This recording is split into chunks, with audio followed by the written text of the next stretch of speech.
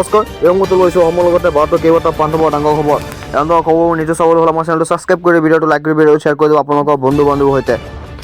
উজনি অসমত আকৌ মিয়া খেদাও অভিযান চলাইছে অসম যুৱ মঞ্চৰ যুৱকসকলে।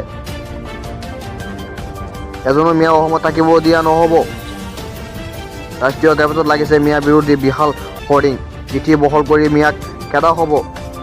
ওংকাৰ অসমীয়া যুৱ মঞ্চৰ মিয়া খেদাত অসম বাচক। লাগিলে অসম ৰখিব দে নহ'লে হ'ব বাংলাদেশ। ওংকাৰ অসমীয়া যুৱ মঞ্চৰ ৰক্ষা কৰিবৰ কাৰণে আমি আজি আমাৰ চেষ্টা কৰিছোঁ। আমি আজি হোৰ্ডিং লগাইছোঁ ডাঙৰ ডাঙৰ সজাগ কৰিবৰ কাৰণে, অসমবাসী ৰাইজক সজাগ কৰিবৰ কাৰণে আমি ডাঙৰ ডাঙৰ হোৰ্ডিং লগাইছোঁ। আৰু হোৰ্ডিং আমি আজি শিৱসাগৰৰ পৰা আৰম্ভ কৰিছোঁ। উজনি অসমত প্ৰথম আৰম্ভ কৰিম, গোটেই অসমৰ পৰা গৈ গোটেই সমগ্ৰ অসমতে আমি এটা সজাগতা সৃষ্টি কৰিম যে আমাৰ মিয়াৰ পৰা কেনেকৈ আমি ৰক্ষা কৰোঁ। গতিকে আমি অসমীয়া যুৱ মঞ্চৰ 4টা শ্লোগান আমি লৈছোঁ। এটা শ্লোগান হৈছে যে মিয়াক খেদক অসম বচাওক।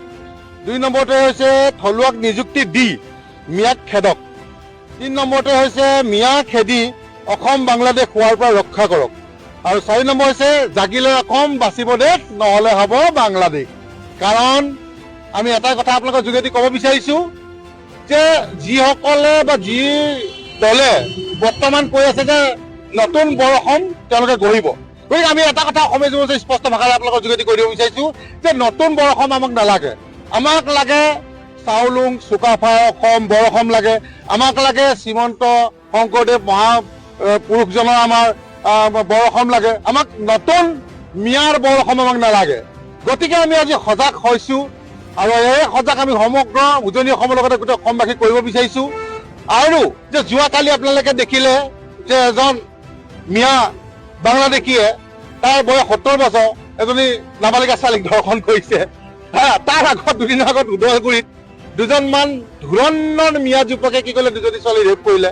তাৰ আগতে মই কৈয়ে গৈছোঁ যে মিয়ালেণ্ড বিচাৰিছে, মিউজিয়াম বিচাৰিছে, আমাৰ জলাশয়ৰ মাটি গোটেই কব্জা কৰিলে, আমাৰ ফৰেষ্ট লেণ্ড কব্জা কৰিছে, আমাৰ সত্ৰ মাটি কব্জা কৰিছে।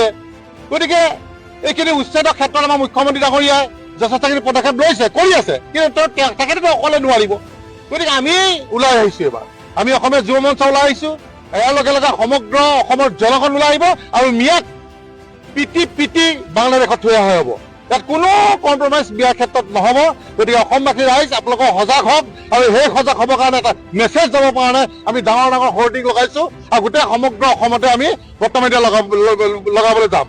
আৰু এটা কথা ক'ব বিচাৰিছোঁ যে মিয়া মানে চোৰ ডকাইত বা ড্ৰাগছ বেপাৰী, গৰু চোৰ, গাড়ী চোৰ, সকলোতে মিয়া মিয়া মিয়া। সৌদিনা দেখিলে আপোনালোকে লখিমপুৰত নকল সোণ ধৰিবলৈ যাওঁতে আমাৰ আৰক্ষী প্ৰশাসনৰ গাত হাত তুলি দিলে। তাৰ আগত আমাৰ কিমান যুৱক মাৰি দিছে। তো গতিকে কিমান ৰেপ কৰিছে। গোটেই চবতে জড়িত অবৈধ মিয়া বাংলাদেশ। গতিকে অবৈধ মিয়া বাংলাদেশ থাকিলে আমাৰ আফটাৰ আমি 15 বা 20 বছৰ পিছত আমাৰ খিলঞ্জীয়া ভূমিপুত্ৰসকলৰ বা খিলঞ্জীয়া মানুহৰ অৱস্থা বেয়া হ'ব। গতিকে আমি এটা আজি মেছেজ দিবৰ কাৰণে আমি অসম চৰকাৰক দাবী জনাইছোঁ যে অতি শীঘ্ৰে যিমান অবৈধ মিয়া বাংলাদেশী অসমত আছে সকলোকে তালি টোপোলা বান্ধাই একদম বাংলাদেশত থৈ আহিবলৈ বাবে আমি মুখ্যমন্ত্ৰীক আমি আহ্বান জনাইছোঁ।